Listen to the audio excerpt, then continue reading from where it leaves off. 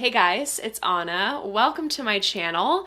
Today I'm going to share with you the standouts from this month's Scent Split sample haul. And let me tell you, this month was real good. I don't have a lot of perfumes to talk about, but the ones that did hit for me hit. Like, I have a few new additions to my collection. Thank you so much to Scent Split for partnering with me. If you didn't know, Scent Split is like the GOAT of online niche fragrance shopping. They have thousands and thousands of perfumes to choose from, and they're updating their inventory weekly. They carry a lot of hard to find brands. I can spend hours on their site.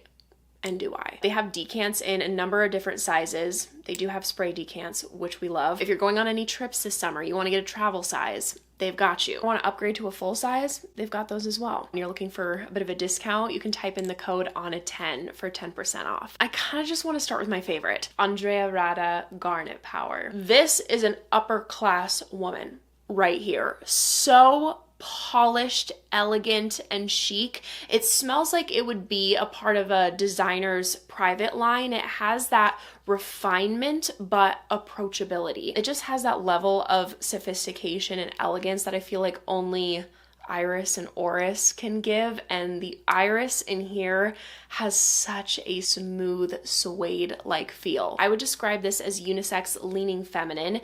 It starts out with a bright citrus and pink pepper opening and pretty quickly settles into a luxurious powdery suede-like iris, smooth woods, and cashmere. It has a very soft amount of this delicate vanilla to give it this comforting plush feel. It's very gentle, so it is a perfume I'd recommend to people who don't enjoy sweet scents. Timeless, sophisticated, grown scent. I picture like the kind of woman that wears this. She has a lot of dish in her closet, if you're familiar with that brand. It's an Australian clothing brand, very chic silhouettes. It can be worn year round, except it's not something I would wear personally during summer days. There's a gentle warmth to it, but not too much that I wouldn't wear it outside of fall and winter. It's definitely something I'll wear in the spring as well. It's just got this velvet softness, a pillowy, creamy background of jasmine. It has a very refined benzoin, patchouli, oak moss, and musk in the base. It's a scent that doesn't shout. It's not aggressive. There are no harsh edges, but it's also not a skin scent. People will smell you. It creates a beautiful scent bubble. It smells like someone with their life together. Next is Miroir Magique from Corniche, and this is absolutely spectacular for fall. If you love a gourmand, woody, spicy, ambery, like that kind of scent family, that vibe, you like something that is cozy and like puts you in that fall setting, but then is also perfect for going out, and it just has something like cool and it has some like depth to it. It's so good. Like the perfect transitional scent from like being at home, cozy, huddled in blankets, drinking your coffee, watching a show, the candles are lit. It's a whole like fall mood and vibe, and then it also totally suits like your dressed up going out vibe. Date night scent. It's sexy, it's delicious with the right amount of edge. The only reason I am not purchasing a bottle is because I feel like it's too similar to what I get out of Minuit et Demi from Fragrance du Bois, setting wise, mood wise, and also fragrance family, but they do definitely have their differences. I just feel like I already have this category like checked off in my collection. Miroir Magique does not have coffee. So if you don't gravitate towards a coffee scent, but you liked that overall vibe, try Miroir Magique. Miroir Magique also has an added peach note. I don't get a lot of peach, and it's in the opening that I pick up on it. So I find it fleeting, but you do get a different experience from that note. I do find Minuit et Demi a bit more spicy, and the sweetness in that scent is coming from caramel and vanilla, whereas in here it's praline and vanilla. So yeah, if I didn't already have this, I would totally purchase this. In the number 2 spot for my favorite is Ojar Solar Flair.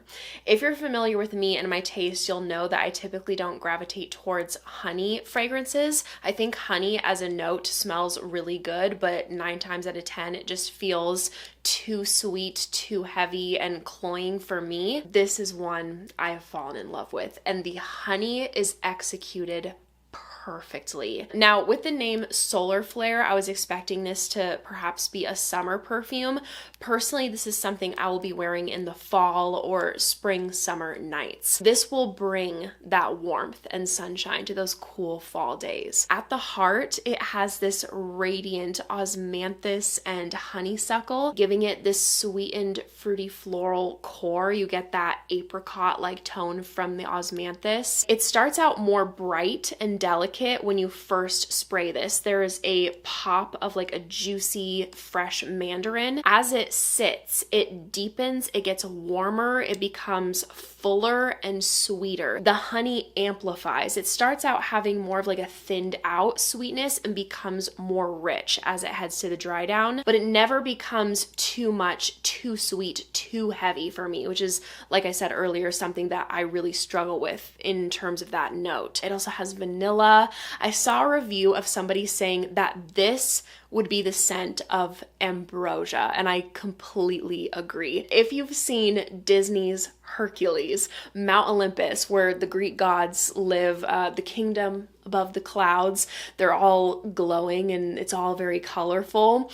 This is what I imagine that place to smell like. It quite literally smells golden and glowing. The pairing of this juicy mandarin with ethereal honeysuckle osmanthus and this golden honey is perfection. Next up is Breeze by Coisy B, and this is front and center a pineapple perfume. And I think this is a really good option for people who are looking for a pineapple perfume, firstly, that doesn't have coconut in it, because there are a lot of coconut pineapple combos on the market, but not everybody likes coconut. And then another popular pineapple scent, Lamar by Kajal, but not everyone wants the floral aspects out of that scent. So in that case, I give you Breeze. Honestly, this is blended really well and in a way where it's difficult for me to pick out individual notes from this scent, aside from, like, of course, the pineapple. It's got very smooth resinous notes, giving it warmth. They're not challenging. It doesn't make this scent heavy. Same with a whiskey note that's mentioned in the base. If you're someone who's not into boozy scents, that's something I want to be worried about with this one. Really, it gives it a bit of a drinkable twist. It's juicy, sweet, ripe. I would describe this one as unisex. It has supporting vanilla and tonka contributing to the sweetness. Really solid, refined pineapple scent. Last but not least, Summer Street by Brandt. And this is another honey perfume. I tried this and Ojar within a couple of weeks from each other, and I'm like, dang, okay. Couple honey perfumes working out for me. They're very different, but this is, again, another honey scent that doesn't get cloying for me. This was sent to me by Brandt. It's a brand new release and they carry it on Scent Split, so if you want to give it a try, you can sample it there. Now, although this is called Summer Street, we all have our different thresholds for what we can do in hot weather. Like, there are people who can do full-blown oud fragrances in the heat, but for me and my taste, it's too heavy for what I wear in summer. This would be more of a fall spring scent for me. I don't know if you've seen the campaign images for this scent, but they've captured the vibe beautifully. So feminine, so floral, and this scent was inspired by Golden Hour, which I love. This ended up being a lot more floral than I expected, actually. I mean, I knew it was going to be floral because the whole mid has like honeysuckle, rose, lily of the valley, jasmine. I was just anticipating more of like a sheer floral experience. You have to be a floral lover, I think, to love this, because they are prominent. They come out with a bang. Comes off much more floral compared to, for example, Solar Flare. Out of the florals, I'm getting mostly honeysuckle and jasmine, a little bit of rose. I can't smell any lily of the valley. This has a beautiful jammy fruitiness. I saw apricot jam mentioned as a note, and that had me like the most excited when this first launched. This perfume doesn't smell edible to me because of all the floral going on. It's very much so like a perfumey scent, but I think that the sweetness that it has really pulls you in. So not only does it have apricot jam, also black currants, and it gets warmer as it sits from that base of benzoin, vanilla, and honey. Comparing the honey in here to Solar Flare, I would say that Solar Flare's honey comes off a bit warmer, a bit deeper, and it's a very dynamic scent. Solar Flair is not linear at all. Although they have some notes in common, they're very, very different. But I think they're both great. Thank you guys so much for watching. I hope you enjoyed. If you did, make sure to give this video a big thumbs up and make sure to subscribe down below if you haven't already. If you want to see me in any more videos, I'd appreciate it so, so much. I hope you guys are having a great day, and I hope to see you in my next video. Bye!